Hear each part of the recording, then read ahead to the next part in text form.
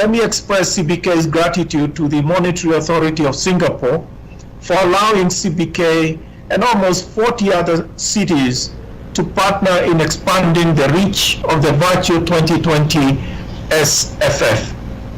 I also appreciate all our partners and service providers who have worked with us to make this event a reality. 2020 has been an exceptional year dominated by the coronavirus pandemic. Our lives and livelihoods have dramatically changed as governments, businesses, and citizens globally sought to contain the pandemic. There have been significant adverse health and economic effects that have rolled back global progress in efforts towards the shared prosperity of our citizens.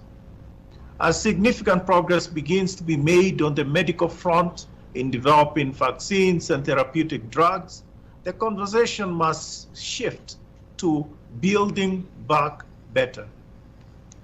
While the pandemic has been devastating, it has also accelerated digitalization that should stand as in good stead as we transition to the post-COVID-19 recovery. Digital platforms have been the lifelines in accessing essential financial, health, education, medical, entertainment, and other services. We must embed these gains and leverage them as we pursue global resilience and global and growth post-COVID-19. Towards this end, we shall, over the next few days, deliberate on various strategies. Let me highlight three broad themes to set the stage. First is restoring small and medium-sized enterprises. SMEs are the engines of the economies globally, and more particularly in Africa. However, they have borne the brunt of COVID-19 containment measures, including movement restrictions and curfews. Their businesses have been disrupted, causing adverse impact on lives and livelihoods. We will need to accelerate digital ecosystems that will enable the SMEs to reconnect with their customers, markets, and access the much needed finance for recovery. I therefore look forward to the panel discussions later today on reinventing SMEs through digital ecosystems that will provide an African perspective. I'm sure that this will be supplemented by the global perspectives from the United Nations Development Programme on Wednesday on inclusive digital finance for SMEs. However, we must remember that it is not just about digital platforms or finance. We also need to consider how to retool the skills and business models of SMEs as they pivot to the post-COVID-19 era. Second is partnerships and collaborations. As we move forward, agility will be imperative, particularly for incumbent institutions as they respond to changing customer preferences for anytime, anywhere services. Even before the pandemic, incumbent banks and telecommunication companies had started to develop partnerships with agile fintech companies. This trend will have to be accelerated in a safe and sustainable manner as we build back. We will this week hear from eminent leaders in the banking and telecommunications and technology sectors on their partnerships and collaboration strategies. More interestingly, we'll also hear from fintechs and startups on their journeys through the pandemic and the value proposition that they bring to building an inclusive ecosystem. Third is sustainable finance.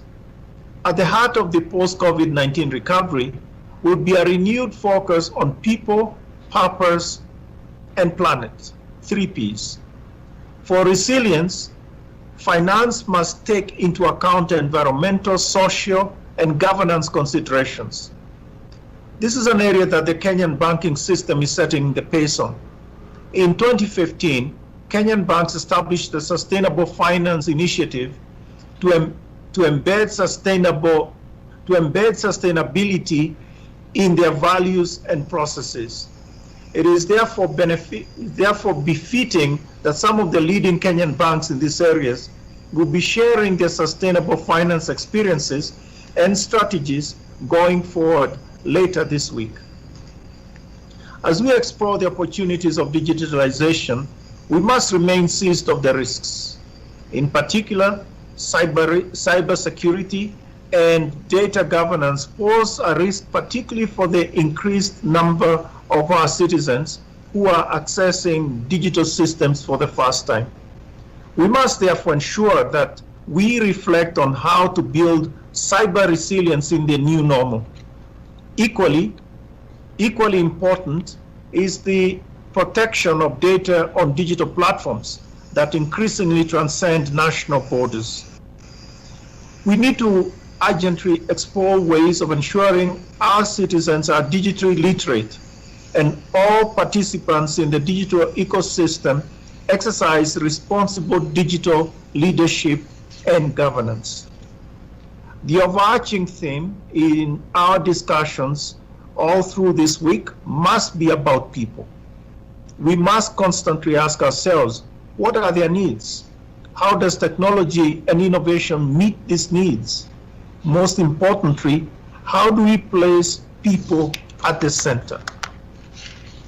In closing, let me once again reiterate what a privilege it is for CBK to be hosting you.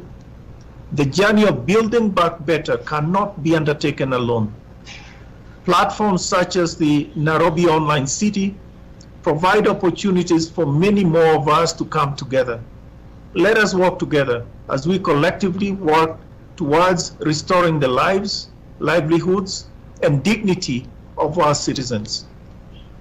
It is now my distinct honor and pleasure to declare the Afro-Asian Fintech Festival, Nairobi Online City, officially opened.